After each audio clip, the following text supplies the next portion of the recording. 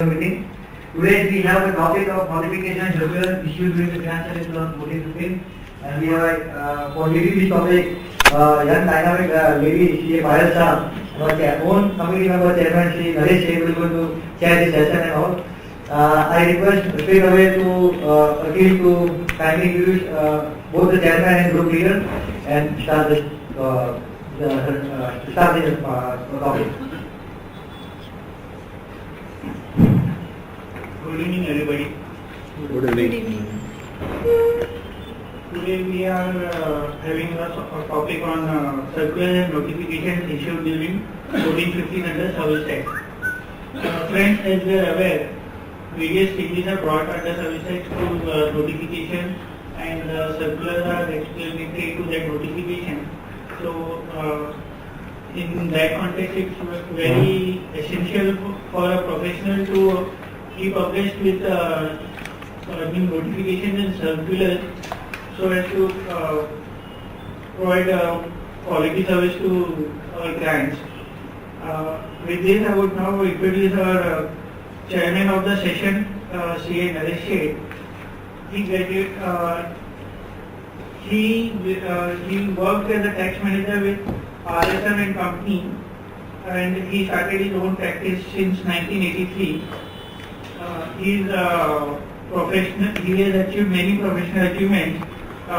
Few prominent among them are he has authored publication services, construction-related services published by DCS in June 2006, January 2009, and January 2011. He is a regular contributor to annual budget publications of DCS.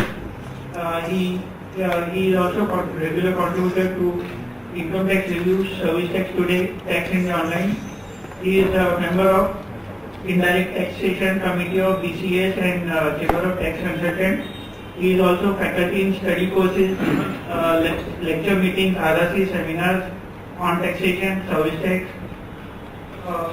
Federation of Tax Practitioners Association, and delivered about more than 200 lectures on service tax.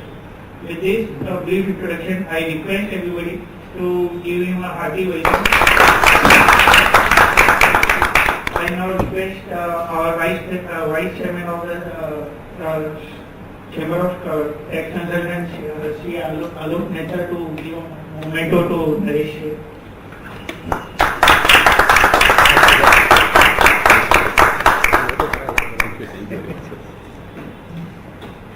We have with us a group leader for the day, Payal Shah.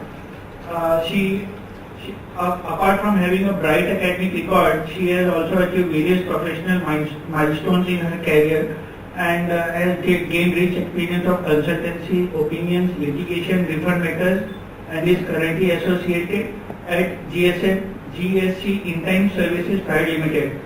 She has been a speaker at various professional forums, including industrial forums, and is instrumental in authoring articles, updates for various professional journals published by WIRC, BCAS, Exim Institute, GCM worldwide. She is also a professor teaching law to CPT students. With this, I request everybody to give her I request Himangai to give her a memento on behalf of the Chamber of Tax Consultants.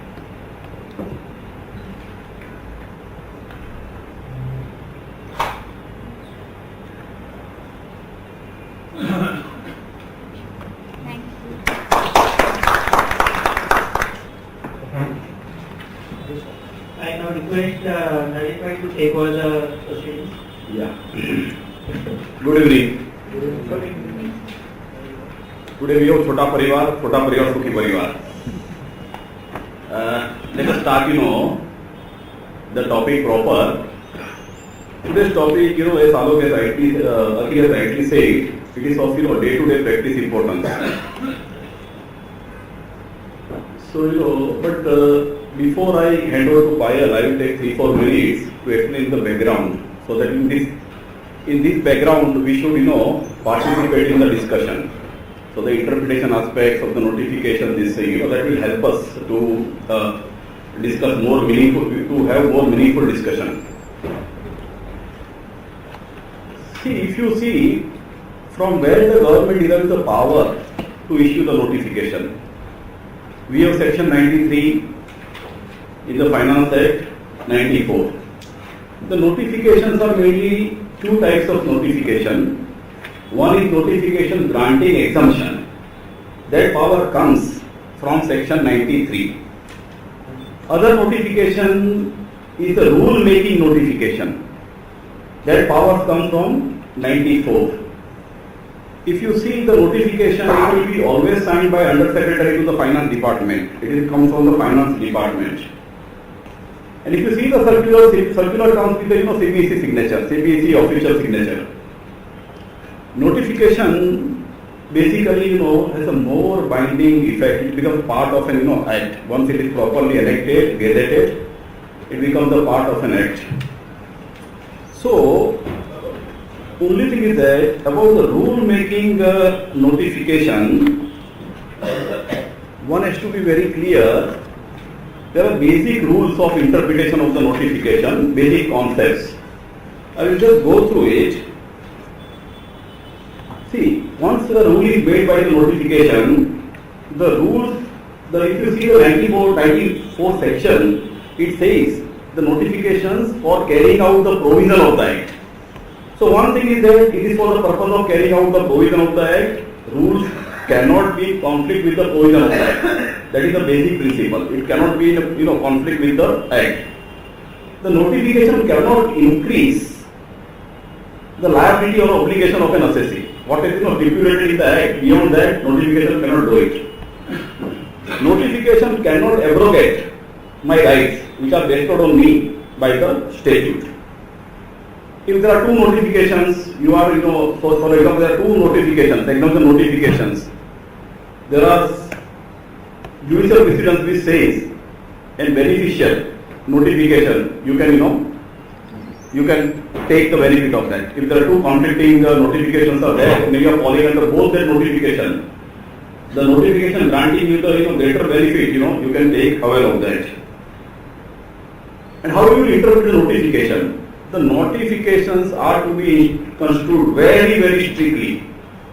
Don't apply the principle of income tax that exemptions are to be construed liberally. The notifications as far as service tax, excise, the indirect tax are concerned, the basic principle is that we have to apply it very, very strictly. This principle has been laid down by the Honorable Supreme Court in the case of Hemraj Gordon. This is the landmark judgment which we should keep in mind while interpreting the notification.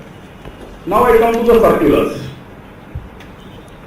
The circulars, we all know that circulars are under the delegated legislation. It is done by the CBSE, it is issued by CBSE. So I will just read 4 or 5 the cache notes of the various judgments which lay down the basic principle of circulars. Number 1, circulars are meant to clarify the law and not to lay down the law. Circular cannot lay down the law by itself. Circulars are there to only clarify the law. Circulars are binding on the departmental officers. Even the circulars deviate from the normal provisions of the Act, then also it is binding on the department. Even the provisions are expressly against. But then also department officer cannot take the stand, I will not bind by myself by this circular. That is very, very clear. It has been upheld by the Supreme Court where so many judgments are there.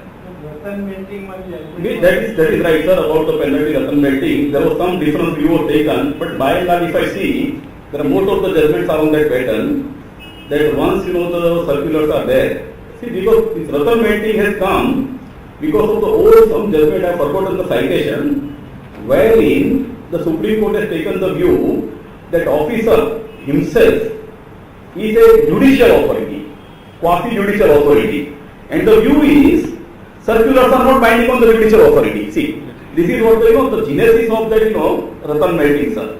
But by and large, the courts have had the view, even the circulars are in contrary to the some provisions of the law, then the circulars are binding on the department. Even after Ratan Melting. Yes, I am taking the view, sir. I am taking that view, sir. I am taking that view. Only thing is, probably department will have some measures in terms of they can go and apply, file an appeal. And in that case, if the CBEC is having any issues, they will come down or they will struck down the circular. But by unless and otherwise specified, CBEC circulars will be binding. Yeah, and the way everybody knows, we all know the departmental circulars are not binding on the assessing, departmental circulars are not binding on the judiciary. With this background, we are not doing here the trade notices, we are not doing here the, I think order for the removal of the difficulties. Because, order removing the difficulties is also one of the things, it is section 95, that government has power to, remove the difficulties if they faced by certain class of people. So, but we are on today, the Payal will be dealing, and let me congratulate Payal, she has done a good work in the sense, she has divided entire presentation, first into taxability, because there are some circulars, which explain the taxability. Then there is a, exemption.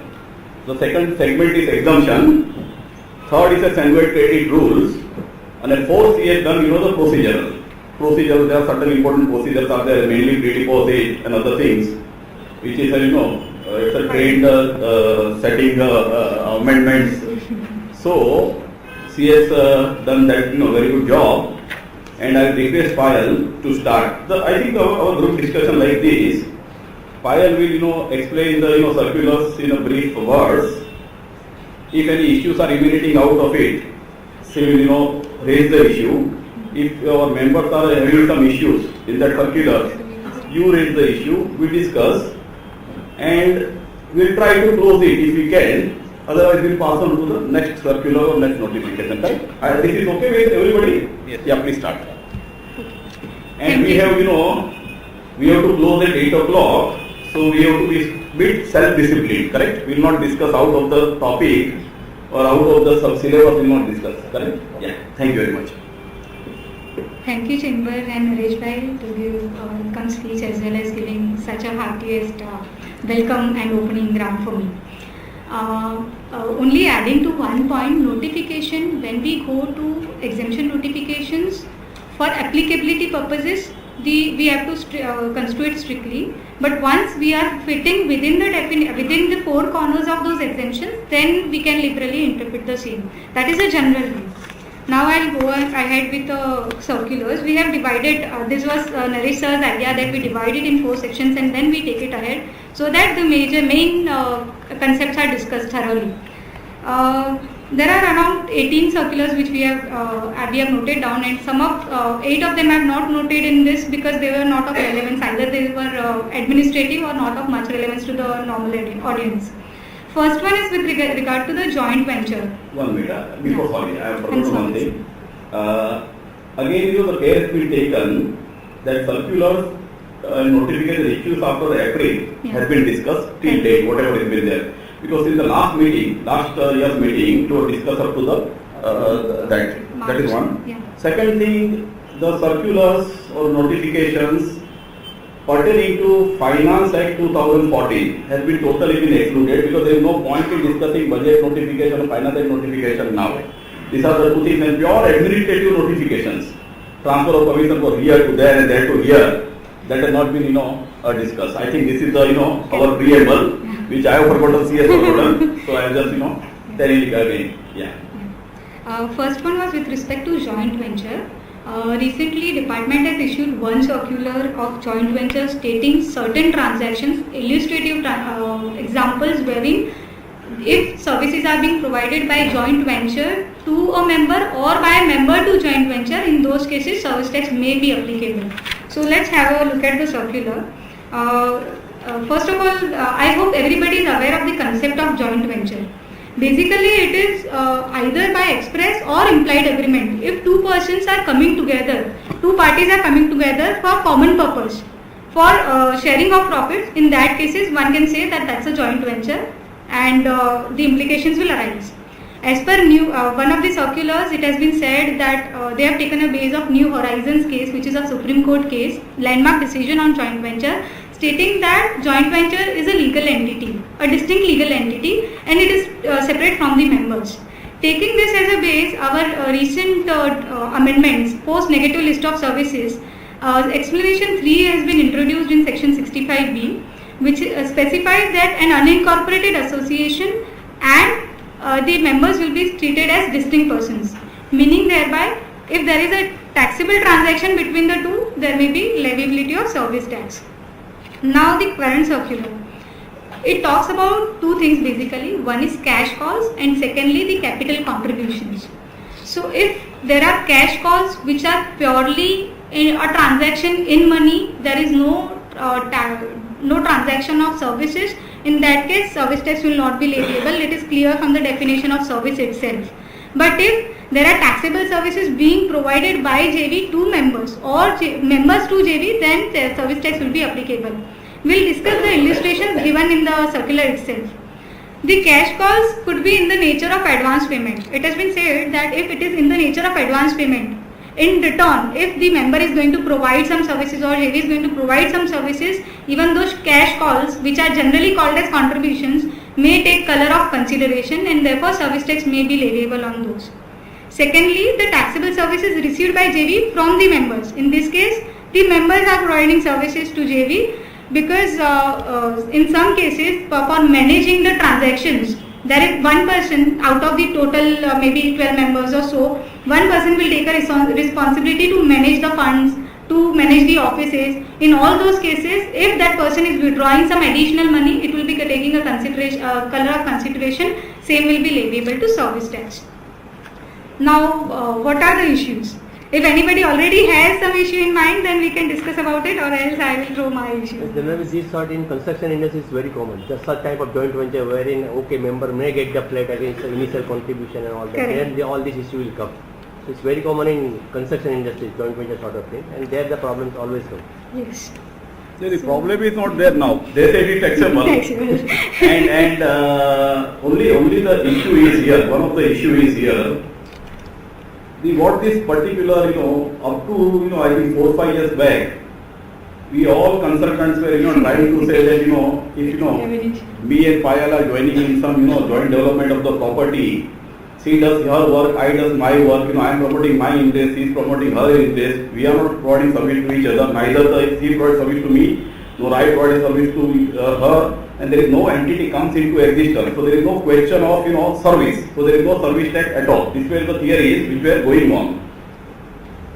So, as I rightly pointed out, the earlier circular where they have referred the department to the New Horizon case, some old case, they have taken out of the old library and they have put it in the circular. So this was the issue. Now only thing is this, why, see, earlier we had section 65, which was defining various, before prior to 3 June 2012. Yeah. We had section 65, which was defining, various terms.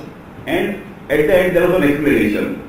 We say direct tax service provided by the, the unincorporated association or body of individuals to the members will be treated as tax service provided to them, etc., etc., etc. And thereafter we have now 65B44, the definition of service. In that they have put an explanation, and on the basis of that explanation this particular circular has come. Okay. So now only issue is this, we have the judgment of Ranchi Club, which has been been in the Supreme Court now, where the mutuality concept is still upheld. The mutuality concept is still upheld. So it is not strictly mutuality concept. But only one issue is this, and Sarmaji should help us in sorting out that this particular thing has been put in by way of an explanation. So can the explanation be under the law? Can the explanation be placed in such a way or put in such a way that it creates a substantial liability? Cannot expand the provision. Cannot expand the provision. I think if someone to dispute it, then I think this is the only point we are left with. Otherwise, if we take that explanation as sacrosanct, Correct. if we take the explanation as The way it sacrosanct, is given. Yes. yeah, if we take the explanation as sacrosanct, then what you say is correct. There is definitely liability, and we have the MCA City Baker case, Chennai Tribunal, which is also saying the same thing. So I think There are two types of explanations as far as I understand. One is wherein it is only clarificatory or explaining the things which are given in the section. Second type of explanations provide a substantial liability, and I think it, I don't remember the citations, but it has been held that those kind of explanations are as well valid in the law. It was in the case of construction itself, when the explanation was introduced, there were a lot of havoc, and at that time it has been held that the explanations will be considered. That's what is, I think, given till now under the construction industry. One of the explanations in the prior legislature, wherein the liability was imposed on construction services when the flats are given to an intended buyer, whether service tax would be applicable or not. The same was introduced by way of an explanation. At that time there was a decision wherein they had held the levy, even though it was introduced by way of explanation. But as of now, for joint ventures per se or in the new regime, there is nothing to say that this explanation may or may not survive. Both ways are possible, but one will have to look into this in detail to understand this explanation. Secondly, I would just give two examples to bifurcate the transactions. One is wherein the landowner is taking permission and the developer is developing the land. In that case, they are completely, dividing the responsibility, but there is a revenue sharing. Whether that would be leviable to service tax or not is one of the questions which can be raised. So we feel here it will be a revenue sharing arrangement, but with a common under interest as well as common risk would be involved between both of them, and therefore it will be covered under the definition or term of JV. But when it comes to another kind of joint venture, which are generally in redevelopment cases, that the landowners or the society transfers the land development rights to the developer, and the permissions or everything is taken care of by the society, or rather by the developer. In that case, can we say that it is a joint venture if the consideration is in the form of flats? I hope the transaction is clear. Can we say that there is any joint or common interest or joint holding of risk in that case or not, is the question. In that case, can't the department say that there is no need to even go to the joint venture? They can say there is a transaction between two different persons itself. When the developer is providing sort of a works contract service to the society themselves. So land development rights per se will not be taxable, but the construction services will be taxable. But here they are talking about the services being taxed by the both persons. Even a capital contribution is considered to be taxable. There we will have to check whether the development right itself is a taxable service. So that may itself not existing tenants are parting with their rights in that particular flat, and in turn they are going to get. But there is no joint venture sort of thing. Both are going to do or obliged to do certain things. In such things. There is no liability with relation to the society as such. Correct. There is no liability for the society or the members for as such. They are just a party. Their right to develop. There is no. I'm feeling that we are diverting from the topic itself. Correct. The topic is simply this: the circular. They say JV members. If the service are provided by the member to the JV and JV to the members, is it taxable or not on the basis of principle? See, correct. Circular says it is taxable. If we have a legal principle to say it is not taxable, it is not service, and with that thing we have to discuss. Correct. So only when there are three conditions which are satisfied, then this circular shall be applicable. That is what I was coming to. One is that it should be actually a joint venture, not only because the term of the agreement or the agreement says it is a joint venture, we have to consider that the agreement is joint venture. One has to look into actually the nature of transaction to find out whether it's a joint venture or not. Secondly, whether there is any taxable service between both of them or not. And thirdly, whether actually there is a consideration flowing for this or not.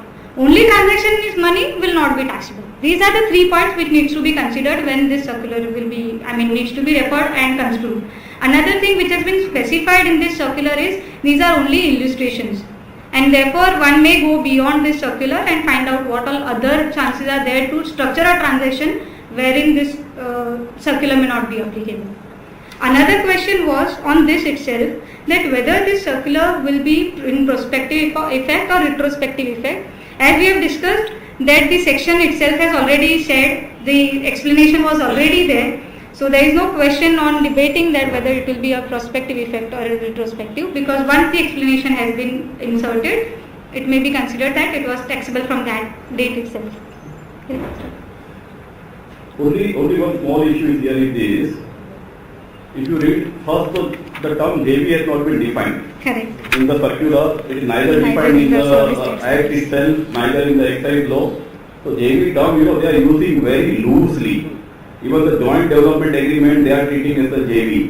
So there is, we have to understand that they are talking of an unincorporated entity. By JV, they are meaning unincorporated entity. Two people are joining hands. That is what they are treating in the JV. Whether it is joint venture agreement, whether it is joint development agreement, or even there is no agreement, then also this is what the gamut of this particular circular is. Joint development agreement is Yeah, it will be JV. It might be or it might not be depending on what are the terms of the contract. society giving development Correct. May not be. They are not come together to. Yes, sir. Then what Narendra is saying is correct. It's a transaction between party to individual parties. Yeah. There is no need to even refer Then to we this. will not go to that joint venture or joint development concept. Should not be on the both the hands. Department should try to levy taxes. But You want to ask anything? No, I was just saying that JV definition, in advanced ruling they have referred what is a JV. So can we adopt that? No, advanced ruling because They explained Yeah. They have explained very consortiums, big infrastructure consortium, other things, they were explaining it. But they have not used the word JV, I think, even in that definition, if you are in that particular judgments also, AR judgments also. They are saying a consortium and other things, they are using that words. So broadly we are saying, the circular says, any service provided by the JV to the members and by the member to the JV is taxable. Only one small issue is this which has been puzzling my mind. Even they say a joint development agreement is in the nature of the JV. That is the But there, when, suppose landlord and the developer comes together and no formal JV has been, there is no formal entity is there, there is no formal AOP is there is no permanent account number of the AOP is being taken. And now they say, service is provided by the JV to the members and members to the JV. So if there is non-existing, sort of non-existing entities there, so how to administer the service tax circular? That is the big issue. practically they may Practical not be, issue, okay? able to implement. So this is one very, very big challenge, How you How do will it? they assess it? This will be in co-ownership. Yes. This issue will come Yes, in yes. case of co-ownership also. But as of now, they have restricted the circular only to joint ventures, so that's a So the grace for us. practical view that most of the consultants are taking, suppose we are entering into the joint development agreement, then you are providing service to me, I am providing service to you. Without ultimately the service tax goes to the government kitty, because you cannot how you take the number of the entity, how you file the returns, Under whose name we will take? whose name will you, which constitution you will provide. You have to give the constitution, what if there is no entity at all. Where is the PAN number? Right, that's Better we don't Who ask is the for this, party? otherwise department will also introduce rules for the same.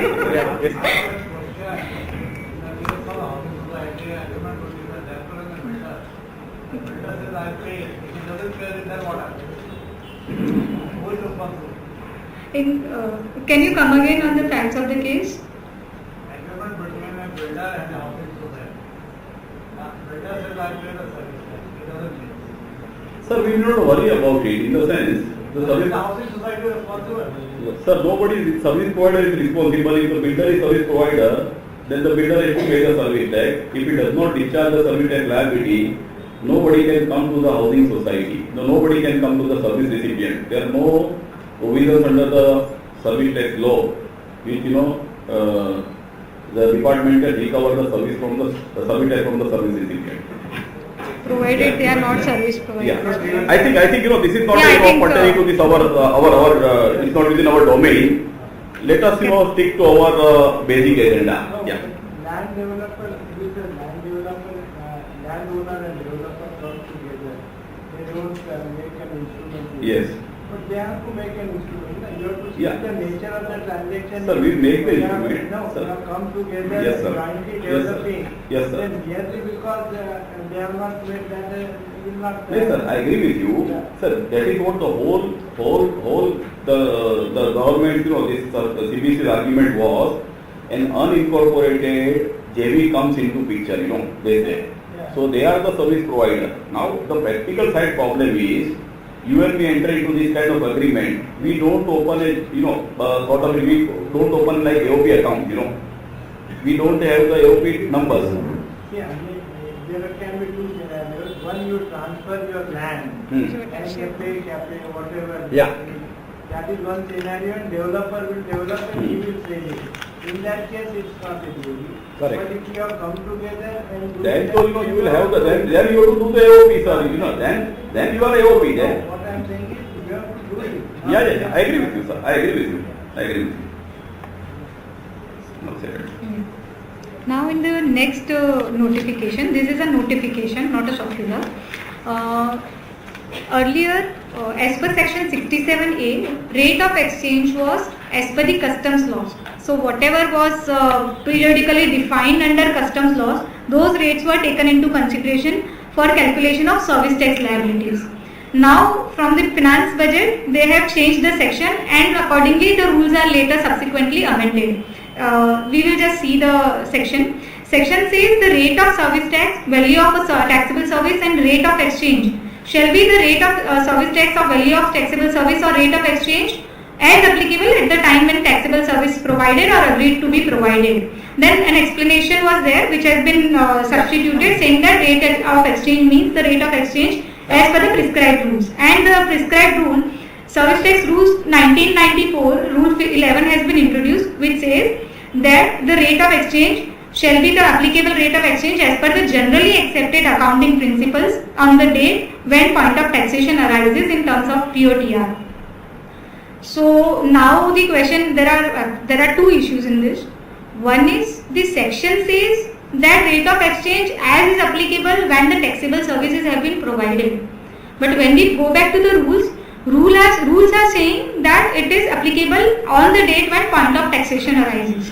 So there is a disparity between the rule and the section in that manner, and that's open for the discussion to say that whether we should apply this rule or we should not apply this rule. I will put this question in a simpler manner. Earlier suppose let us take practical example, import of services. I think import of services. When you import the services, which rate you will apply? The date on which you receive physically the services, the rate of which the invoice is raised by the the foreign vendor, the date on which you have accounted for in books of account, the date on which you remitted the money, number of combinations.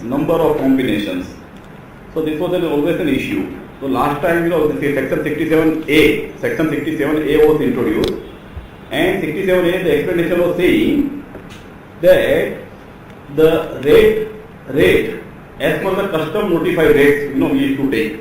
Every month the custom periodically declares the rate. Fortnightly, periodically, then whatever imports are there, import of service are there on that particular period, I think we are paying the service tax on that rate. That was the law earlier. Thereafter, as pilot said, they will say that now it will be at the rate at prescribed rate, and now the prescribed rate has been now notified to be what?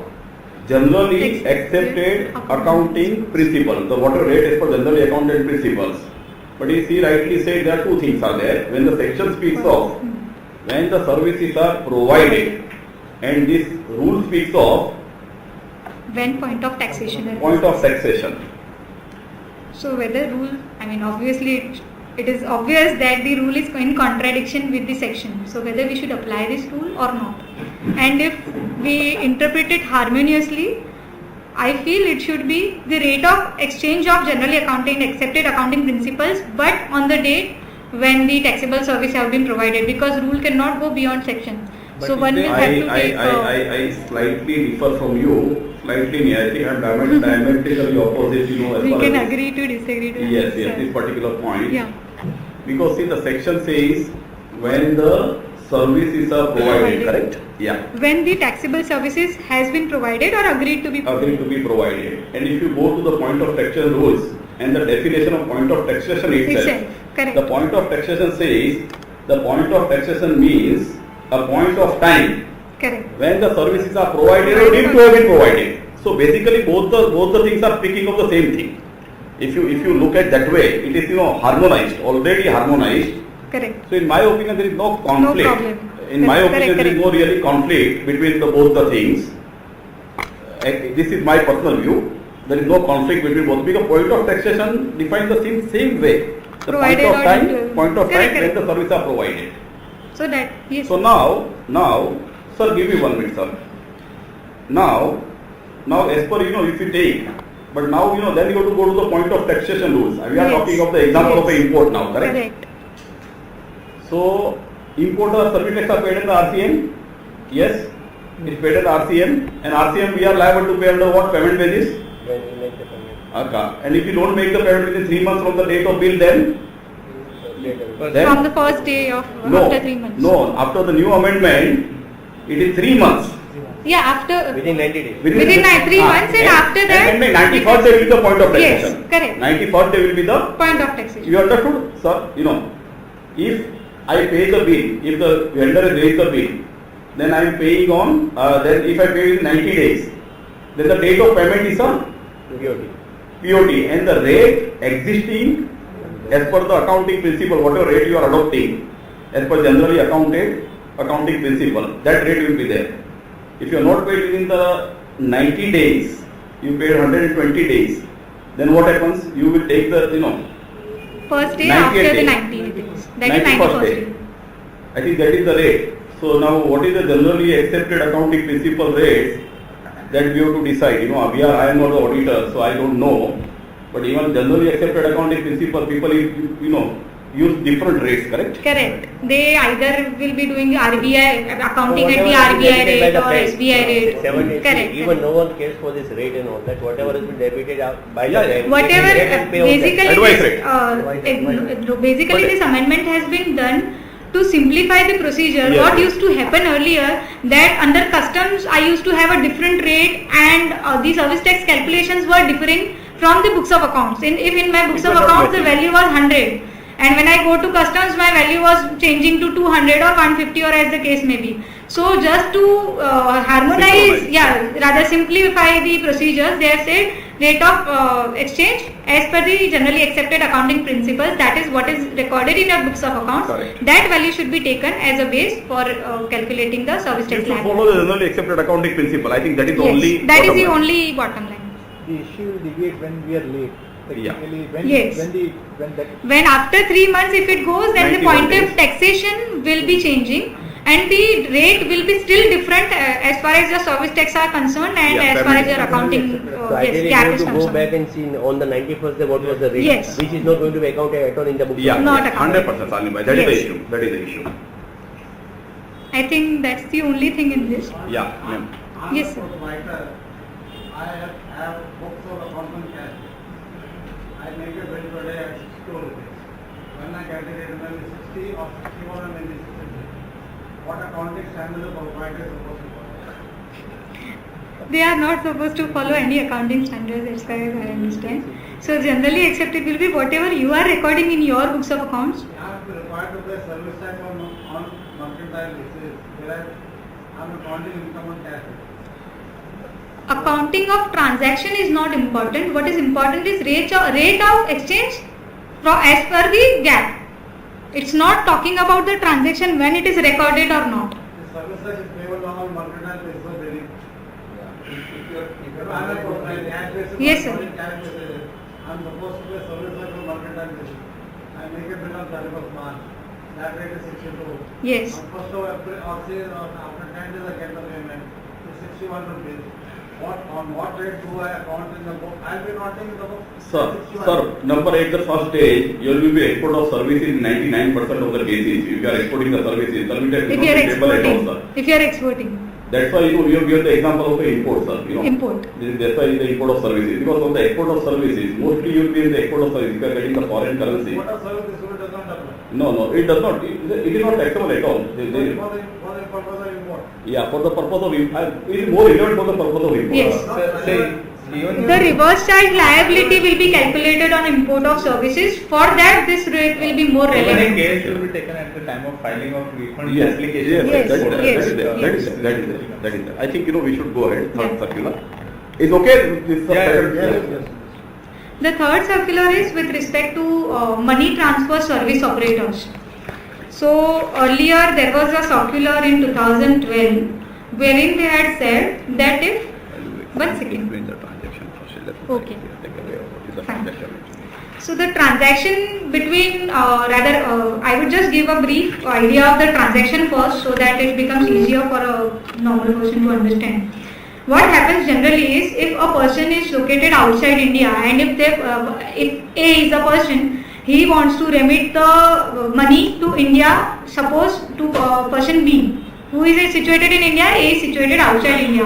What he will do is he will go to a money transfer service operator and he will say I want to transfer the money because he cannot directly transfer it. So he will give the money to this person, the intermediary, that is maybe consider B for the C for the time being, and that C person will then in turn transfer the money to B. That was a transaction which was earlier understood by the service tax departmental authorities. Therefore, I will simply more simplify this. yes. Somebody from the Kerala is in Dubai. He want to send the money to the Kochi to his parent. Dubai, he go to the Western Union transfer, bank karke, and he said, I am paying you 50,000 dinar. You send it to my, somebody sitting in the Kochi or near village Kochi. So what happens? The Western Union has somebody representing them in India. Somebody in India. This Indian party, suppose we take it, Western Union we take it W. Indian party we take I. Then Indian party will also have some sub-agent to go to that particular village. That we take a sub-agent, an ultimate customer, the parent, correct? Ultimate, the money recipient. That is, we say, mother M. This is the transaction, correct? Now you Now, explain. if you can just jot down, you can just tell me. Yeah. I is India. Western Dubai. Barabar? Then I is in India. S is a sub-agent. Okay. And last mother, This is how the money flows, correct? And what happens? That Dubai fellow, the Western Union will take their commission there and then. Correct, sir? Then out of that, then when this, Western Union will pay to the I their service charges. I pays the service charges to the S. Sub-agent. And that fellow, that ultimately S goes to the mother and gives the money. And some S even charges the mother also, Some As well as yeah. some I is also charged to the mother. Correct. Are that you is understanding the transaction? If you understand the transaction, think- then she will explain, Yeah, please. Okay. So I think the transaction is now pretty clear. Now we will go to the transactions per se. First transaction chain will be between the outside person, resident person outside India, and between the Dubai W, who is the banker. So in that case, whether service tax would be applicable or not, there is no question of service tax. Both of them are outside India, so outside jurisdiction of India. Secondly, the transaction would be between the Dubai W to I in India. In that case, since there would be a intermediary, because I would be ultimately transferring the money to recipient in India and in India, the transaction would take color of facilitating provision of services for W, and therefore I would be treated as intermediary in those cases, and therefore service tax may be leviable in that case on the services being provided by I to W. Second, because generally as per the place of provision of service rules, the place of provision of services outside India generally, if the recipient is outside India. But in this case, there is a particular rule in case of intermediaries wherein they have provided, Rule 9 specifies that if there is a transaction between intermediaries, the place of provision will be place of service provider. In this case, the location of service provider is in India, that is I, and therefore the transaction would become taxable. Thirdly, the transaction between I and S, definitely it's a sub-agent concept and it's a commission-based transaction. So service tax would be applicable, both are in India. And lastly, when I and S will charge the money to M in India, that again is within the jurisdiction of India and it's a taxable service for consideration, therefore service tax will be leviable. This circular says exactly the same thing. Yeah. What she said, Correct. only thing is that circular says one more thing. Whatever money is received, Money changer. that is not a charge, that is not a service, because the transaction is money. Correct. Only thing is this. If the transaction is purely in money, they are excluding it. And if there is a money changing involved in this, again that becomes leviable to service tax. Only, she has started her presentation with a circular number 163, 14, Yes. That has also come after 1st July 2012. The same transaction, same thing. At that time, government has come out with the, this circular. Different interpretation. See, they have come out with the same. At that time also POP rules were there, intermediary service rules were there, everything was there. Definition of intermediary as far as service was concerned was the same. Yes. At that time the department has come out with the clarification. In this case, it is very interesting, that I is providing service to the W and W is located outside India. So it is service recipient based. Means the department is taking the view that I is not an intermediary. Are you getting me, sir? Yes. I was not an intermediary. That was the view that was there, was taken by the government from July 2012, and now the circular has come when? That is October 14. The only problem is earlier the service definition of intermediary was only restricted to transactions with respect to goods, and now the definition of intermediary has been amended from taking the service transactions also into consideration. That is one point. No, sorry. Yes, I sir. think you are confused. You are confused. Yeah. Sorry. Only the service. Earlier yes, sorry. Yeah. Earlier it was service, now even goods are included in this. That's why I told. Now as secondly, far as our case is concerned, the intermediate service definition are same. same, correct. Now the second question, second important issue. One minute. Now the issue is there. What has happened between these two periods? Correct. That government has taken the somersault. Are you getting me, sir? The law is changed. Law is same. Law is same, but the circular has been completely changed. So it's like, CBSE saying timely, we have made mistake earlier, or now they are making the mistake. That is what we have to, deliberate, What they are saying in this circular, what they are saying in the circular is that they had a different transaction, in front of them when they issued the circular, and when they actually did a post-mortem of the transaction, they came to know that the transaction is slightly different.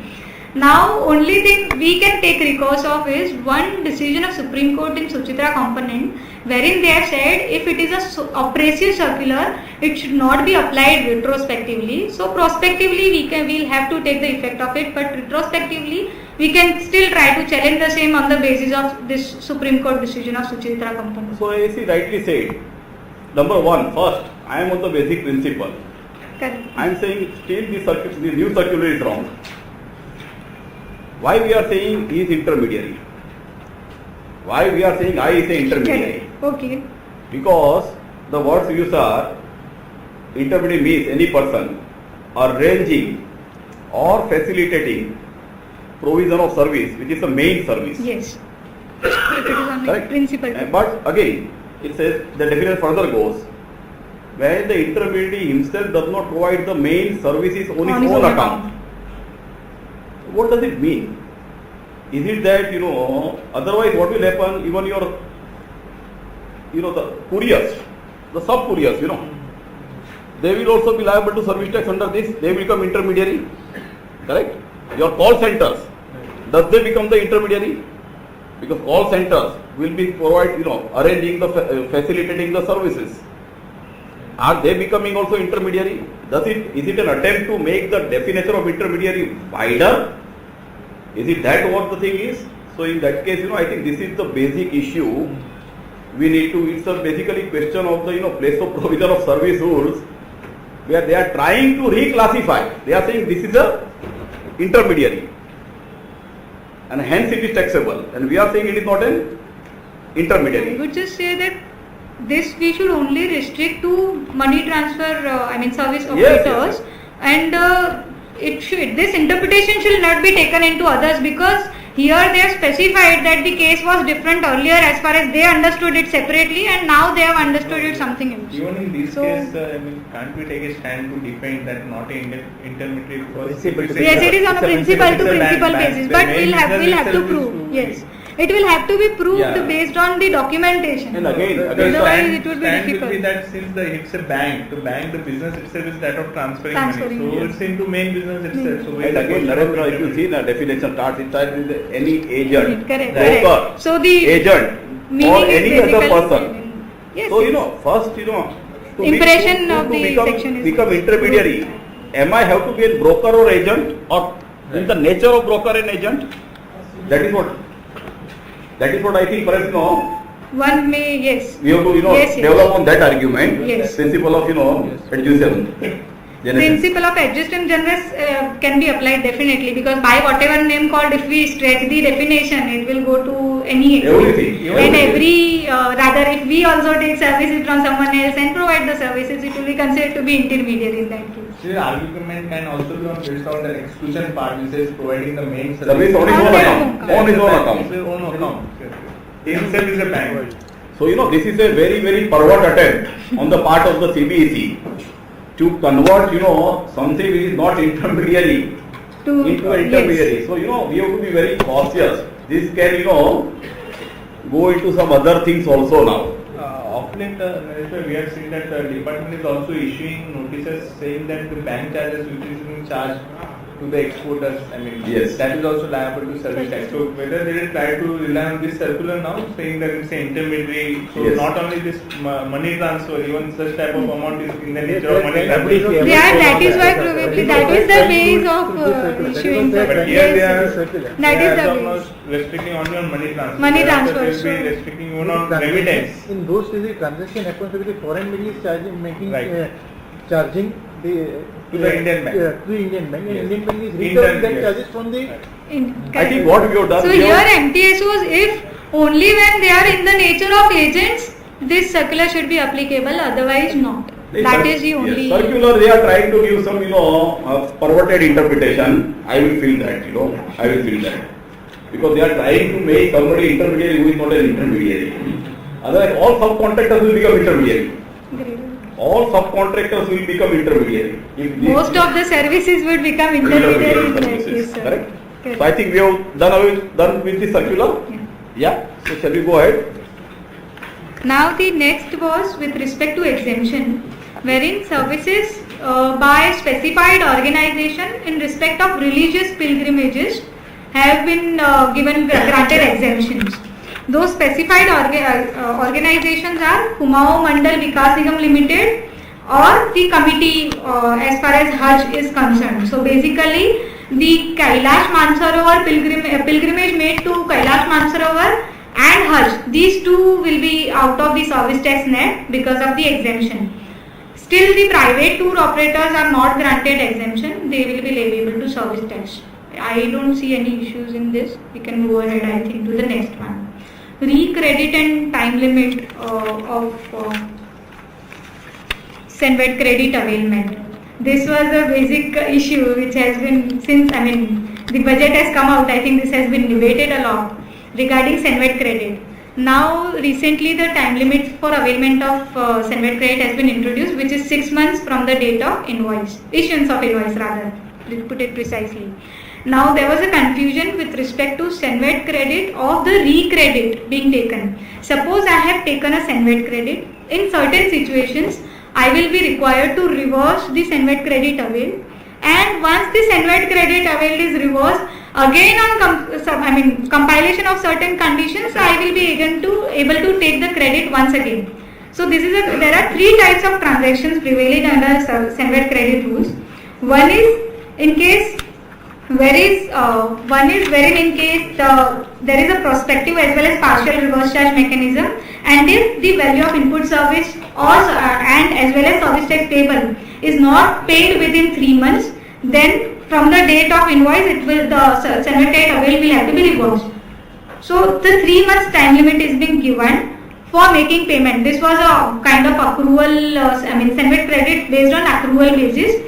So once I get the invoice, I will take the credit of it. If within 3 months I am not able to make the payment to service provider, I will reverse the credit, and when I make the payment again, I will be able to take the credit.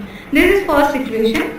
Second situation is wherein if the inputs were written off in books of accounts or a provision was made to write off value fully or partially of the goods in books of accounts, and later on if those inputs were actually used in provision of services, then I was able to take the recredit of Senvet credit again. And third was wherein if the goods were partially processed and were sent to job worker, and within 180 days if it were not received, on the date of receipt I was allowed to take the Senvet credit of the same. So earlier I had to take Senvet credit, I was supposed to reverse it, and then I can take recredit of this.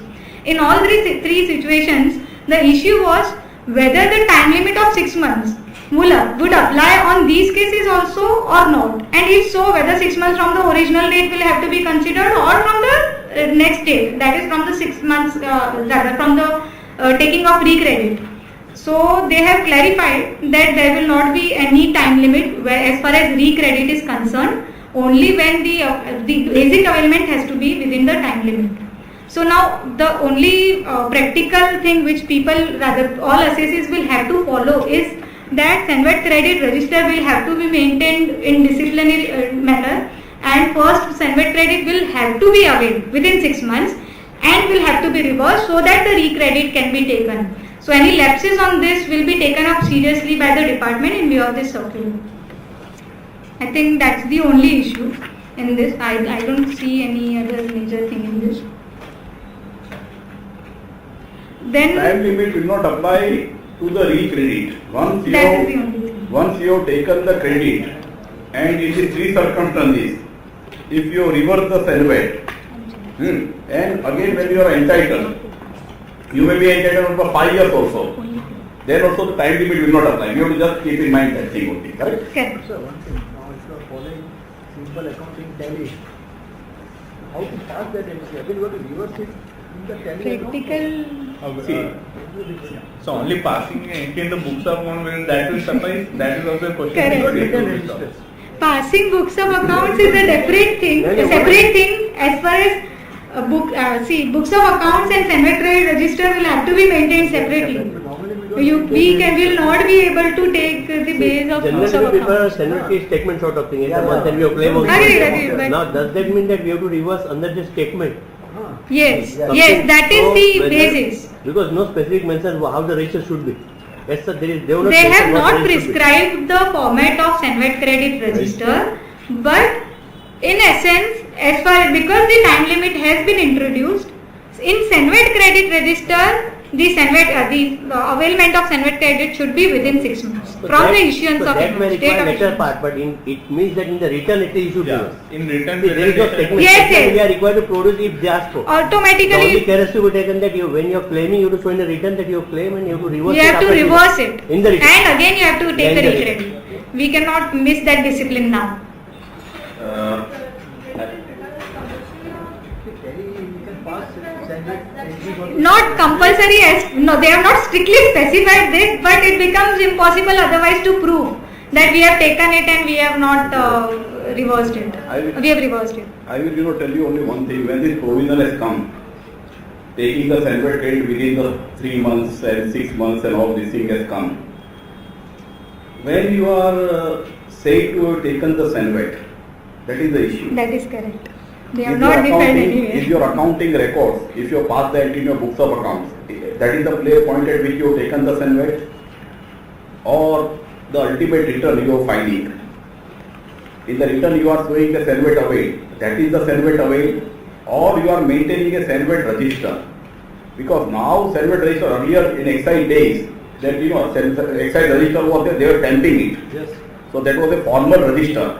We don't have this kind of register in the service tax, correct? So now the problem is this, how do I prove that I have taken the Senvet, correct? This is the basic issue. Yeah. And I have reversed. And I have reversed And I have it. reversed it. Because Correct. your return comes after 6 6 months months. and 25 days. Yes. 1st April, you have to file the return on 25th of October.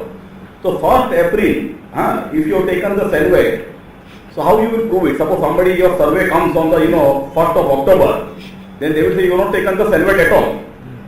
Correct? Within 6 months. So what you should do, that's why madam, onus lies on us now. We have to be now more Onus is on conscious. us. Now onus is on us. So we have to be more conscious. We should advise our client at least to start this Senvet register on the Excel sheet itself in our computer systems, and you can take the the format, earlier format of a exercise, the date of the invoice, the number of the invoice, then the name of the party, their service tax number, etc. The category in which that is why. And we'll have to add the columns as well as service taxes. No law as on today, okay, where you are saying to have. But if you are faced with the situation, I will go with you the date on which I will pass my books of account entry. That still it is my by my conduct, by my conduct, I am saying that I have taken the Senvet. But it is better not to fall into this kind of a controversy. We have to improve ourselves with improving the law, Only when we are in a difficult situation, we may defend our case in different footings. Senvet taken and Senvet utilized. Every time again you have to play with both the accounts, taken and utilized. Yeah. So that is, I think we have now understood the point. Senvet taken means accounting entry also they can dispute you have not taken the Senvet. Senvet means as intimated to the department. The availment definition is not given in Senvet credit. So that's why we advise our clients, please maintain the register, Excel register, and put the entry there. That is the better way of doing it. To avoid any hassles. Or else in books you will have to take and reverse, which is a very cumbersome situation. Rather than that, it's better. Do credit. Yeah. And on the top of it, reversal ratio. When you apply the ratio again third time. It will be difficult for the big companies to follow these cases. These are not for example. Jain. Very good.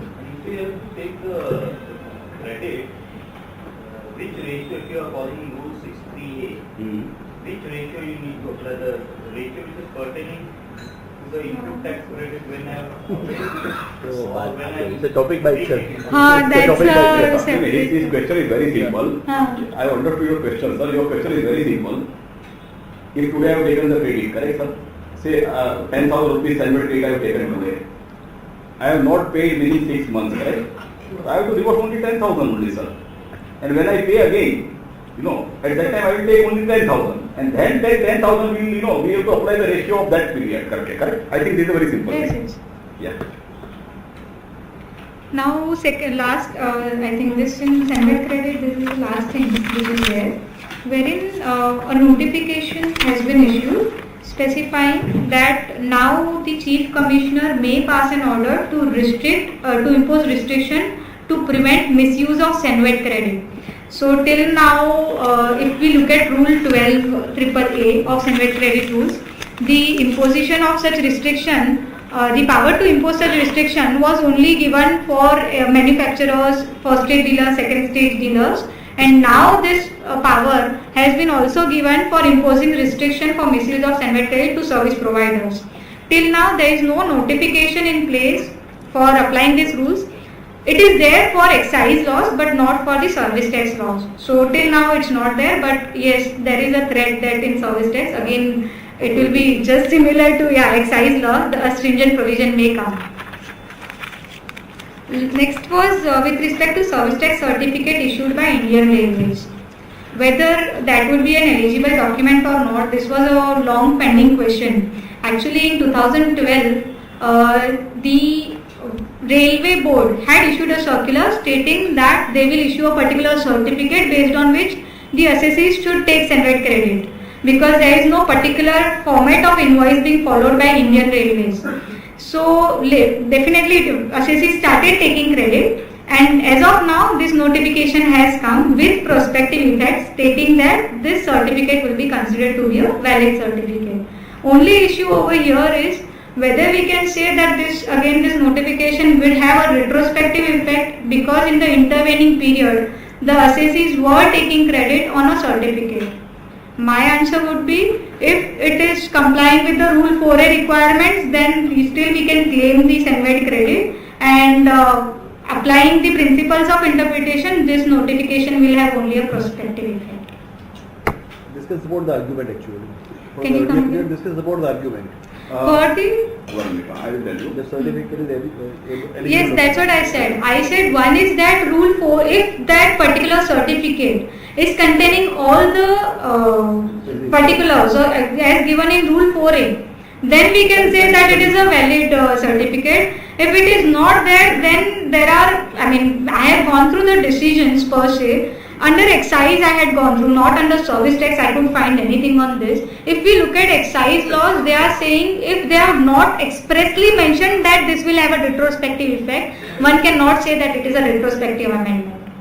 And therefore, we will have to tell either we will have to approach the railway authorities to issue a supplemental invoice, or maybe an invoice wherein we will have all the particulars to get the credit of it. And what will be the scenario when the certificate is issued after 27th of August, and that is for the freight from the 12th itself? Yeah, From the last 12th year. itself. So supplementary invoice can Not an invoice, just a certificate. If they have company got a certificate in September. That's a prospective.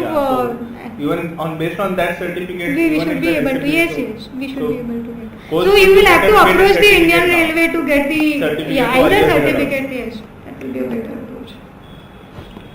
Yeah, see, this is a very, very big problem. Most of the government departments, we have also faced this problem tremendously, and lakhs of rupees salary is being denied on this. Okay. Railway does not issue the invoice, Rule 4A. Rule 4. Correct. Right.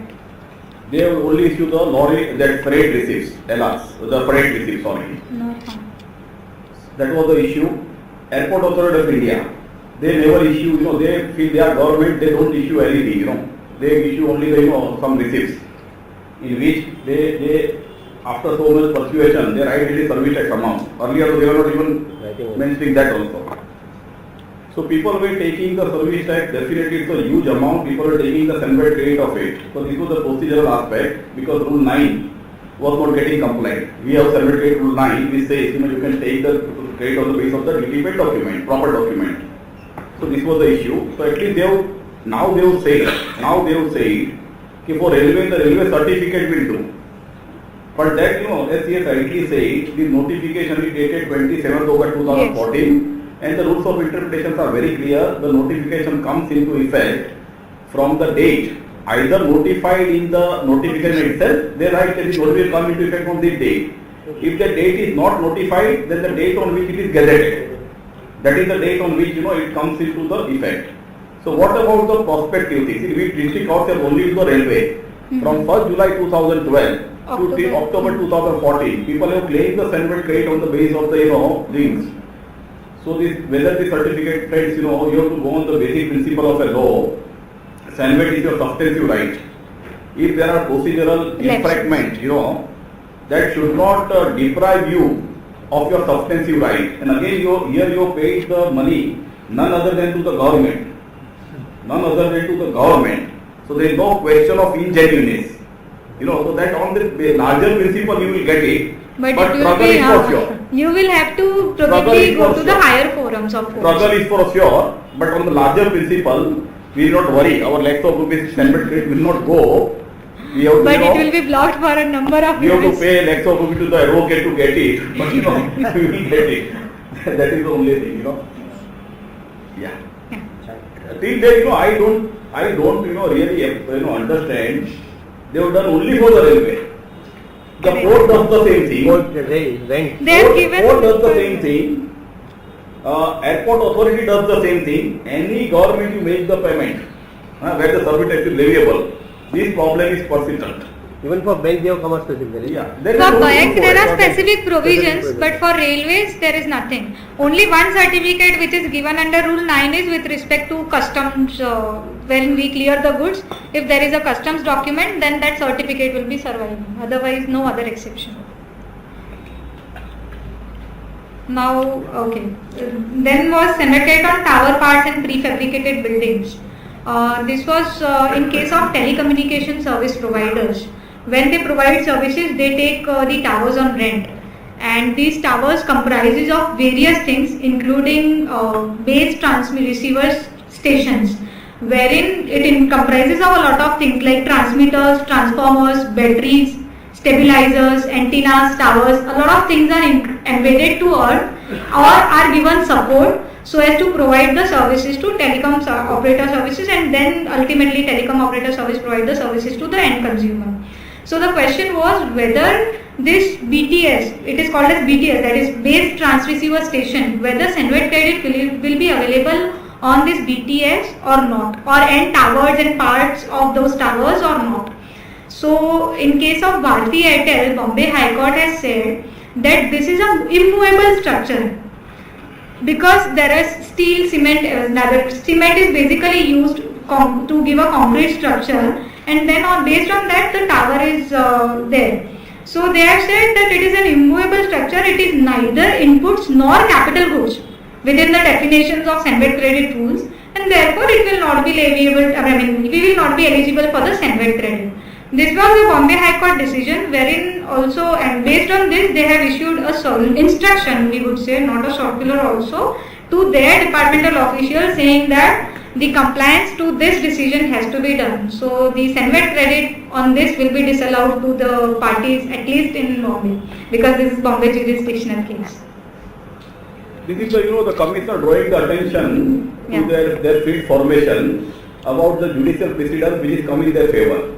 Like in our office, when we tell our subordinates, judgment acha hai, he is doing the same thing for his subordinate. That's the only thing, They say, if somebody has taken their audit wing, their investigation wing, their the normal scrutiny of the returns, they will take care of this. If somebody has taken it based on these instructions, they will. Only thing is, still one can try and argue that this judgment was particular in that case. It was applicable, not in all other cases, because they are specified that we clarify that we are not deciding any wider question, but restricting our conclusion to the facts and circumstances which have fell for our consideration these appeals. So this should be taken into consideration. And secondly, there is a Karnataka High Court decision saying that this may be considered to be, that was with respect to VAT, and they were saying that these are movable properties because they wanted VAT. So therein the Karnataka High Court has said that this is a movable superstructure and it can be transferred. Just because there is a concrete, you cannot say that it is a movable structure. So, but definitely there will be debates on this. But as of now, there is an instruction on place, and in Mumbai, and at least in Bombay, this decision will survive. Bharti Airtel is being challenged in the Supreme Court. Correct. The SLP has been admitted, but order is not yet. Yeah. Order is not yet stayed. So Bharti Airtel, as far as the Bombay jurisdiction concerned, is a good law because it's a jurisdictional high court. Correct. So as such they are bound by it. As such they are bound by it, they will definitely reverse on the basis of this, and then we have to distinguish the case, the facts of the case, etc. Sure. Yeah. I think now we can go to the procedural aspects. First is the clarificatory amendment with respect to pre-deposits. We all are aware that as of now in Finance Budget, this Finance Act 2014, the provisions of pre-deposit was introduced, wherein till now, if there is a possibility of winning the case, you would go and say that please grant us a stay and we will not pay any money till the time the final appeal is heard. And there was a 365 days period available for the same. Now they have changed the provisions with this Finance Act, stating that in each of the appeals, a compulsory pre-deposit will have to be made by the appellants, and in case the appellant is not making the appeal itself will not be admitted. So the assessee is duty bound to make the pre-deposit of 7.5% in case of first appellate level, and in case of second appellate level it is 10% of the duty involved or the penalty. So if the case is of duty as well as penalty, it will be only the duty amount which will have to be taken into consideration. But if the case is only with respect to penalties, then the penalty amount will have to be deposited. Now they have, there were a lot of concerns with respect to these pre-deposits, and therefore the department has come out with a circular. They are saying first of all the quantum of pre-deposit, what it should be. So the same thing which I said is if it is quantum of pre-deposit, rather here the difference is that if suppose I am having a commissioner, I am having a order in original by the adjudicating authority stating that the liability is 10 lakhs rupees. When I go to Commissioner of Appeals, the duty gets reduced or maybe increased. Generally it will not increase, but it will be reduced to suppose 7.5 lakhs. What will be the case? Whether I have to pay the deposit of based on 10% or rather 7.5% of the original adjudicating authority's order or the Commission of Appeals order. That was the issue. So they have said that it will be the quantum of pre-deposit which will be Commission of Appeals order. So that will be the base which will have to be taken. Then if the appeal is filed against penalty amount, we have discussed this issue that only penalty amount will have to be taken into consideration, but all penalties in aggregate will have to be considered in that case. Yeah. Only here, they have given the circular, and one of the main concern of the taxpayers has not been addressed. That suppose if I lose at CC appeal level, Correct. if I lose at CC appeal level and I go to the second level, tribunal level, have I to pay additional 10%? Means 7.5% I have paid at the first CC appeal level. Suppose on 1 crore rupees disputed demand is there, I have paid 7.5 lakh rupees. And now when I go to the second appeal, as per the law on the second appeal, I have to pay the 10% of the disputed amount. So am I supposed to pay the difference 2.5 lakhs, or am I supposed to pay 10 lakhs afresh? That was the lot of That was the major concern of the industry. That was the major concern. Entire Ramayana they have written, but they have not written about the Sita. They have not written a single word about it. So this is the thing. But friends, of late I have asked very senior counsels and the senior people. They say there is no clarity yet on this. There is no clarity yet on this. But they say that tribunal is accepting, as on today tribunal is accepting with the 2.5% difference here. Tribunal is accepting with the 2.5 difference here. At least, but we don't have any instructions, we don't have any supporting, documents to support it. But they are accepting it. I don't know, after 3 months, suppose after accepting they say you not paid the full pre-deposit, and they will your not case will be rejected, because see, there is no, as on today, there is no provision. As on today there is no provision at which stage your appeal will be rejected. You get my point? Yeah. Hearing ke time pe या admission ke time pe. See, today you are paying it 2.5, saying that tribunal is taking, tribunal is taken it, But thereafter, suppose, if they say no, you should have paid, 10.5, then you lost the time also filing of the appeal, then for condonation also you have a limited time. So friends, just I wanted to put one point here, okay, as a consultant, should we try to say that we should pay 10% as a out of abundant precaution and keep our appeal alive, because see, instead of it getting rejected, because there is no point in doing chingusi on that 7.5%, otherwise actually we lose the I am talking only a practical aspect, practical aspect. People will say, the council will say 2.5% will get it admitted karke, but how much to risk to be taken? There is the risk. Is on us. So usually the tribunal to give a notice once it is admitted, like issue a letter that the case has been either admitted or there will be a deficiency memo. Deficiency memo, is there any time for deficiency memo? No, sir. That is what I am But telling. still, But after paying the 10%, can you take back the 7.5%? She is talking of pre-deposit refund, no? So, Coming, so sir. what we are seeing in tribunal that they do not directly reject the case, they may issue a deficiency memo with a certain period of time. So if required, then we can again go and. Hey, but And also you are what I- walking on a sort of this thing, Yes, This is yes. only a- Precaution, as a I am precaution, just one can just try and deposit the additional money if the funds are not locked. Sir, you demand के 10 करोड़ है ना, fix है ना sir? You demand के 10 crore fix है. Yes, yes. The 10% also will be a different huge amount when it comes to service tax liability. Only we are discussing it. Suppose अपना भी छोटा केस होता है, हमारा तो छोटा केस होता है, कंप्यूटर 2.5 लाख भर दो ना यार, छोड़ो ना यार. Yeah, if we look at the principally But if we interpret the section per se, it says against the decision or order referred to in clause B of subsection 1 of section 35B, unless the appellant has deposited 10% of the duty in case where duty and penalty are in dispute, or penalty where such penalty is in dispute, in pursuance of the decision or order appeal. Only thing I can tell you, there are certain legal principles are there. Correct. Once the CC appeal decides, suppose it is against you, then you are challenging his order, correct? Then whatever you have paid towards his order, whatever you have paid earlier, that get merges. That is on the principle of merger. You can say you have to pay the differential 2.5. This is the basic principle of merger we are talking of.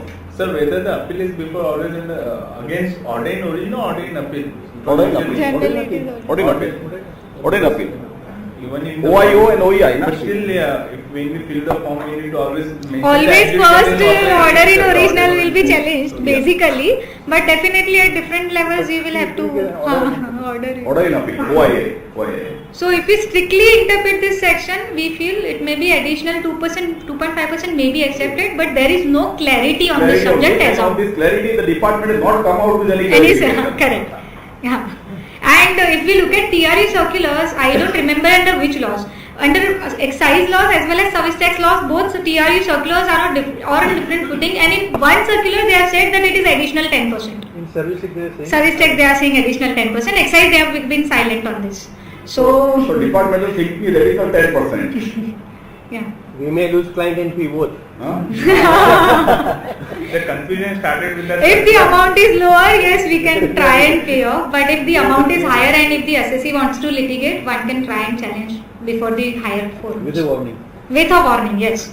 But it has to be with a caution. One will have to take care of. Praveen bhai, okay. In economics, there is advantage section where these left are given 50% like that, so you can refer for security.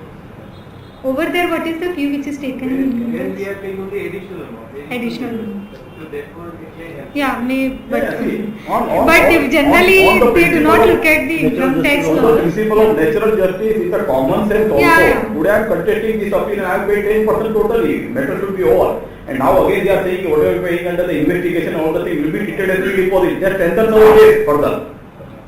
That whatever you have paid, Yes. that strengthens our case. But of course, there are precautions which should be taken. Just I wanted to draw the attention, that's why I intervened you. Yeah. No, should be, yeah. Then payment during investigation, they have said that payment during investigation if made will be considered to be pre-deposit, but from the date of filing the appeal. So suppose during the search or seizure, whenever the department is in conducting investigation, we have paid any amount, maybe 10% or if suppose it is 7.5% or 10%, then that amount will be considered as pre-deposit, but it will be from the date of filing the appeal. It will not, because the date, this will be relevant to determine the refund. refund claim. So from which date the refund will be granted, because of that they have taken a precaution to say that the date will be date of filing appeal and not the date when you have actually made the payment. So maybe I have made the payment today, but I am filing appeal after 2 years. I will be getting the refund only from the date of period of after 2 years. Not for the 2 years I will not get any interest. That's one thing. Secondly, if somebody is paid more than 7.5% or 10%, still the additional amount will not take color of pre-deposit, and therefore there will not be any case of interest on the same. So that's another thing. We cannot claim refund also for that. Yeah, you cannot claim refund, and it is as good as blocked till the time the appeal is heard and decided. Recovery of amounts during pendency of appeals. Then they are saying that if the amount has been recovered, it will the recovery will not, the provisions of recovery will not be applicable after the provisions relating to pre-deposit. Rather, no coercive actions will have to be taken by those people for the balance recovery of balance amount. If suppose I have paid 7.5% and 10%, department should keep quiet till the time the appeal is heard and finalized. I don't think anything much. I think this one can refer to even in the once we are done. I think should I take it? Okay. Time got to So which you want to see? Okay. Refund of pre-deposit, in that case they have said if the appeal is decided in favor of the assessee, definitely pre-deposit will be refunded. The earlier point, the recovery of amount during the pendency of appeal. See what has happened, the section which has come, 35F, it does not speak if you make the pre-deposit of 10%, the balance 90% cannot be recovered from you. There is no express provision in the Law. section, the law itself. So there was an apprehension. If today suppose they have raised a demand of 1 crore rupees and I am disputing it and I have paid 10 lakh rupees. So they say that 10 lakh okay, then we recover 90 lakh rupees, because there is no express provision. So that's why the apprehension was there. That's why people have represented. So that's why this particular clarification has come. If you have paid pre-deposit, then balance 90 lakh rupees, they will not press for the recovery. This is what the particular circular means. Correct? But they have said that we will have to provide the proof of deposit of pre-deposit plus one will have to also show the copy of appeal memo. These two things will have to be given to the department to stay the recovery. Yeah. Second, next one is refund On the contrary, it will be the best practice. The day on which you file the appeal, the next day you write it to the the judicial office along with everything. That we have filed the appeal. This is the appeal memo, the acknowledged copy. We have paid the pre-deposit. This is that copy, and kindly take the recovery. By default, we should make it our office practice. Otherwise, what will happen? Suppose you forget, all of a sudden they will attend the bank account trade. Then you will rush here and there. It is better to be proactive at this stage rather than waiting for the department to join us. Because they will not get the information from the department. Internally they have been told, but they will not care about it. Yeah. So if the appeal is decided in favor of assessee, then the pre-deposit made will be refunded to assessee. In that case, they have said it will not be a payment of duty as far as particular section 11B of excise is concerned, and therefore there is no time limit for taking the refund of it. Under section 11B, if any duty has been deposited erroneously by way of certain means and there are particular provision, elaborate provision under section 11B, then within 1 year from the relevant date, one can file a refund claim. Now here they are saying that this pre-deposit will not take color of such duties itself, and therefore the provisions of section 11B will not be applicable. So it's good for the assessee that 1 year time limit from the relevant date will not be applicable in case of refund of pre-deposits, and refund along with interest will have to be paid within 15 days. That's what they say. Let's wait for the actual practical aspect of the same. And if the departmental is contemplating that the appeal, even though the department is filing an appeal against the favorable decision in favor of the assessee, still the pre-deposit will have to be paid along with interest. So that's a strict instruction being given. And in case of remand, again refund will have to be payable along with interest. And if the demand is confirmed partially, then pre-deposit will have to be first adjusted against whatever is partially confirmed, and later if any additional amount is there, then the same will be refunded back. What if the case is demanded back? They have said that refund will be still available. So even if the case is remanded back to the original authority, still it will be surviving. It means that it is de novo. It is de novo. It means they will de novo education. So again, Next is procedure and manner. They have prescribed that e-payment facility will be available, and copy of payment will have to be given to the department along with appeal memo. And in appeal memo also, if we look at it, they have given particular columns to provide the details of pre-deposits. Only on this point, e-payment facility to be used by the appellant, but the issue is whether you can make the pre-deposit from the Senvet account or not. I think you can make the payment from the Senvet account, and that's why the second point in your circular is there. I think you again harp on that, the second point, Self-attested copy of proof of payment to be submitted before the appellate authority, and information of payment has to be provided in the respective forms of appeals, which shall be verified before registering the appeal. So this particular second point in the circular, that I think refers to the Senvet credit. It means the extract of your Senvet register. duly certified by the self-attested by the person or by a chartered accountant certificate that this has been debited, the pre-deposit has been debited to the Senved account, that itself should serve as a good proof you have to submit it to the apparent authority also and maybe to the jurisdictional authority also. Are you getting this, sir? Because you pay from the Senved account, what e-challan you will produce? There is no question of e-challan. There has to be, that's why we are saying the self-attested copy of the proof of payment. Even for payment from the Senved is a payment.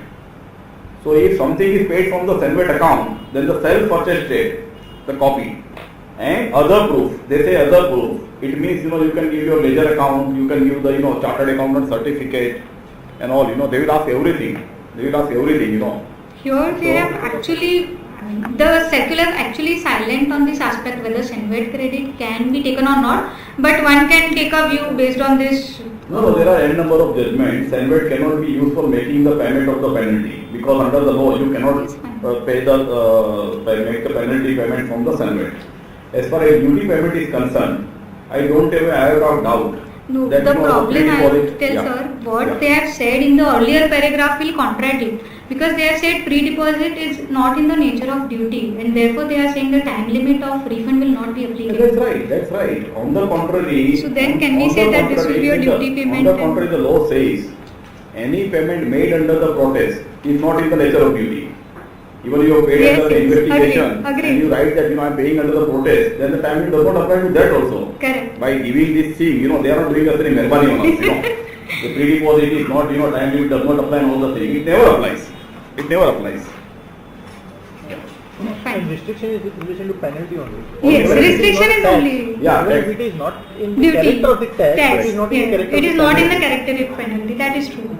So I just wanted to make but the one point. will have to be precautious, because here also what will happen is if we, on the same issue, practically if the department rejects the appeal, rather the appellate authorities reject the appeal, then there would be some issues. That is the only problem, practical problem. Because if they say that Senved, making payment from Senved credit is not eligible payment, then the appeal will get rejected. That's the only major concern which we have. But why you are representing that? Is there any express provision there or not? Because the only basis is I am saying that this pre-deposit will not take color of duty, and when we are saying the Senved credit should be used, it is used generally for making payment of duty, not for making pre-deposits. That is the only content. The pre-deposit is equivalent to duty or not? Correct. I am saying that till the time the final decision is not heard, we cannot say that it is in the nature of duty. So that's the only apprehension I have in my mind. I appreciate and I agree with this. Correct. We have to be cautious in the sense the earlier judgment that I was referring, all are whether areas of the tax or tax demand outstanding duties can be paid from the Senved account or not. And Pius, I think, rightly pointed out, the circular says the pre-deposit is not a duty, but simply because circular says pre-deposit. Only because circular says, but no, we have duty. Doesn't it seem to be duty? The pre-deposit is towards the payment towards the duty itself. Pre-deposit is the payment towards the deposit itself. Not the duty itself. Yeah. It takes color of duty, but at the later stage. That is what is my issue. Yes. I think it's a very valid point. One need to be bit cautious. Super technical point. Yeah. No, it's a good point. I appreciate Payal, on this very minute observation. It's a really wonderful thing to deliberate, Yeah, please. And only one thing is, in this also one has to be cautious when we are making this payment. There is no separate coding for this as of now. So one will have, whenever we are making payment, we will have to, in the challan itself, we should mention with our own handwriting, stating that this is pre-deposit which has been paid. There are other payments you can make in there? Sorry? In the challan. Other payments better we don't make. That's why I am specifically saying that we either separate the challan or at least we mention on the. But it's online, no? Where is it? No. Once we take the printout, definitely we can keep a record and we can ask. Challan का accounting code nothing. Accounting code will be the category on which there is a. Correct. But then you should not mix it up with your normal provision of service. That is the only thing which I am pointing out. You should take care that this is a separate pre-deposit which has been made. Maybe here the point is under discussion is when you are making the pre-deposit challan, accounting code which you will put. Suppose we are having. That's what I'm saying. There is no prescribed accounting code as of now. Something to put, otherwise they will not. So we'll have to place the actual category of service only. I'm not saying no to that. I'm just saying that we be precautious. Which is sense duty or other. Other payments. Or others. There we can put others. Others will have to be mentioned. Yeah. The next is procedure for refund. They have said that a simple letter requesting for return of the amount along with self-attested copies of sestet order and or the Commissioner of Appeals order shall be sufficient proof, and jurisdictional assistant commissioner should issue the refund as soon as possible. As soon as possible. They have in the last all the circulars, if you look at it, they are specifically highlighting the circulars should be strictly adhered to, though they do not adhere to strictly when it comes to the benefit of the assessee. Yeah. Then amendment, they have just made the amendment to the preamble of the order of the Commission of Appeals and Sestet. That's it. Now the mandatory pre-deposit, again there is another circular just in line of this only, extending the... Only one hyper-technical point. Sorry, sir. Now preamble to the, they say it should be amended. Means in every adjudication order and every commissioner appeal order has to say that, you have to pre-deposit this money, then only your appeal will be admitted. Suppose if that preamble is not being written, can you go on the ground that this order is defective? Only hyper-technical, suppose if you know this thing.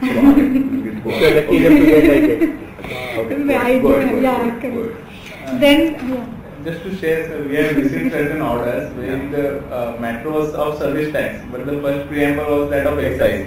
We have got an order. Agreed, After we have got an order whereby the period of filing of the appeal has been reduced to 1 month, correct? Yes. I think the last Finance Act, Yes. has been reduced. We are getting still that months. Yes, even it is same. And our even client, the amount of the our client fees also has not been client changed. reading this कि अभी 3 महीना है नरेश भाई के पास, हम 2 महीने 25 दिन के बाद जाने वाले हैं, 2 महीने 25 दिन के बाद आते हैं suppose. So that what has happened, then the condonation of delay ground, we have taken that same ground. Good reason. Correct. It's genuine, you write in the government. I have observed that even the fees to be paid has not been updated in the orders. Yes. In the fees to be paid is also the old amounts which are prevailing in the order. So the assessee will be misguided, and then we will have to really convince him that you have to pay a higher amount. Yeah. Then in view of this same circular, they have extended the circular again on 5th January, stating that that's mentioned in the earlier circular that the department will have to maintain a database for this pre-deposit separately, and they have given the columns which they may maintain, like name of the assessee, the details of duty paying documents, etc. Yeah, that's departmental header. Then issue of summons under service tax laws. This is quite important. Every now and then the assessees, directors or the senior officials will be called for, just as a routine matter of inquiry, they are issuing summons under a particular section 14 of Excise Act.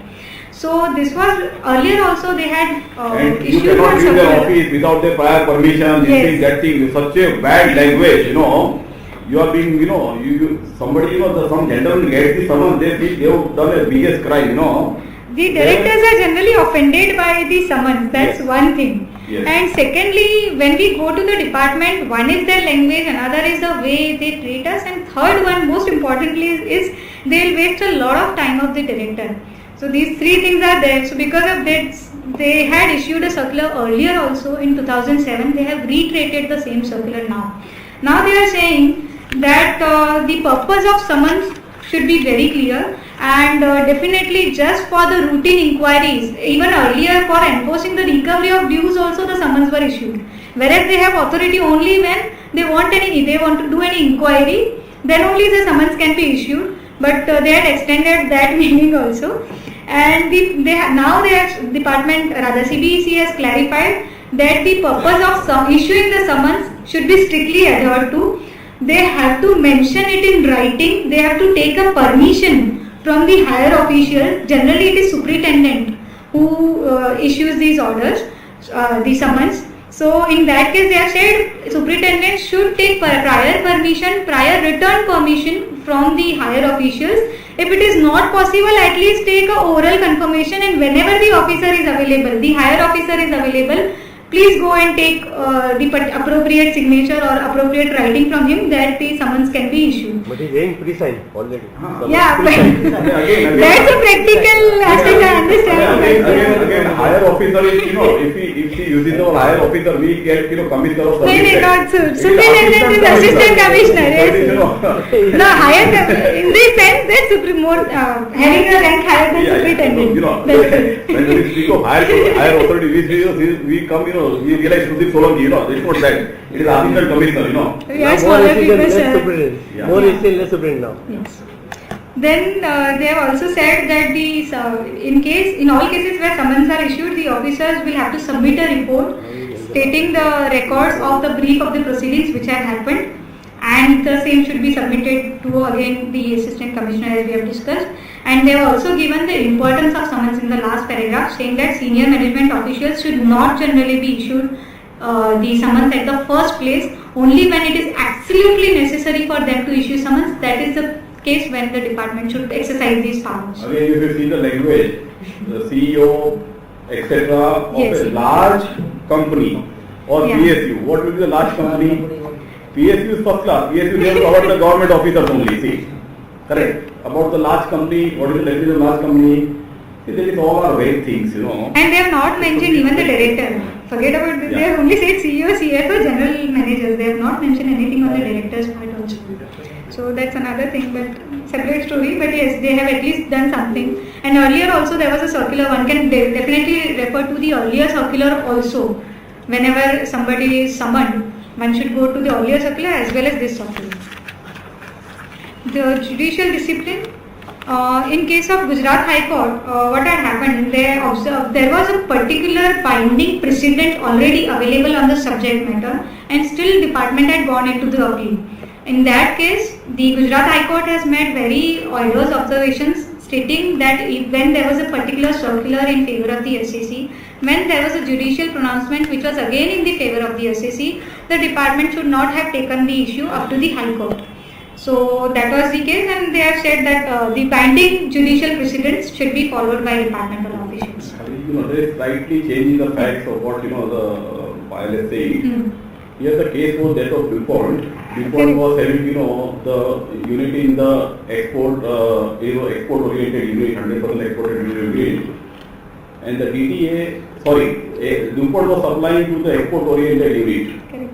And the issue was whether the sale made by the DuPont is an export sales and is eligible for the refund of the duty on that particular issue. On the particular issue, the Gujarat High Court has already decided that this will be not a deemed export, it has to be treated as an actual export only, and the duty refund should be given.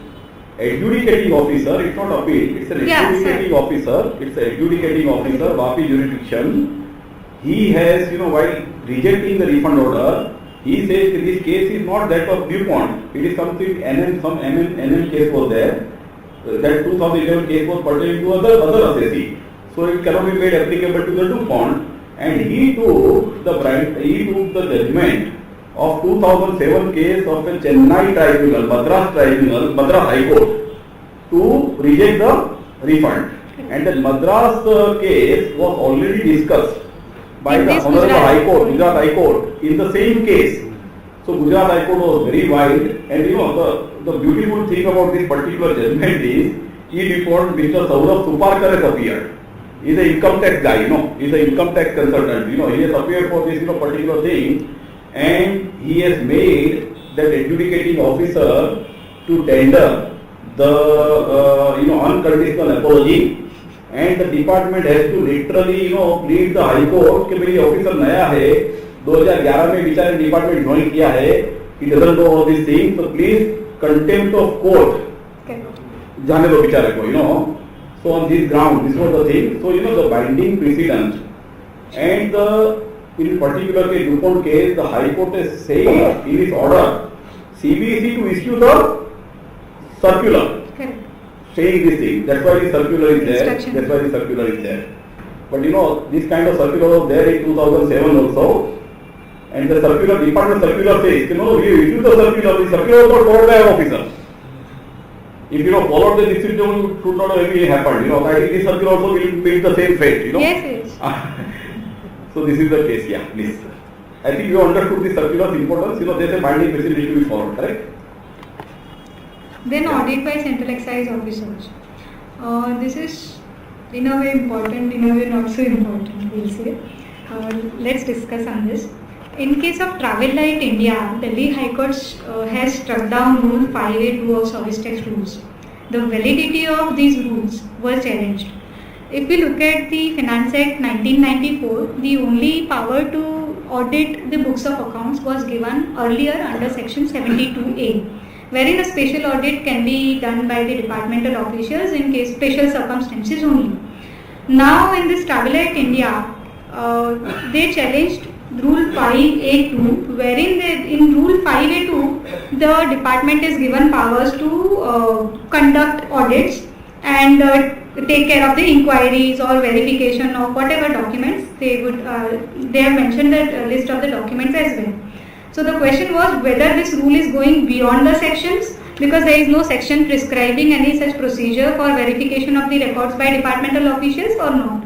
In this Delhi High Court decision, they have said nothing doing, this rule is going beyond section and therefore rule will be struck down. Immediately after this decision, in the current budget, they have amended the sections.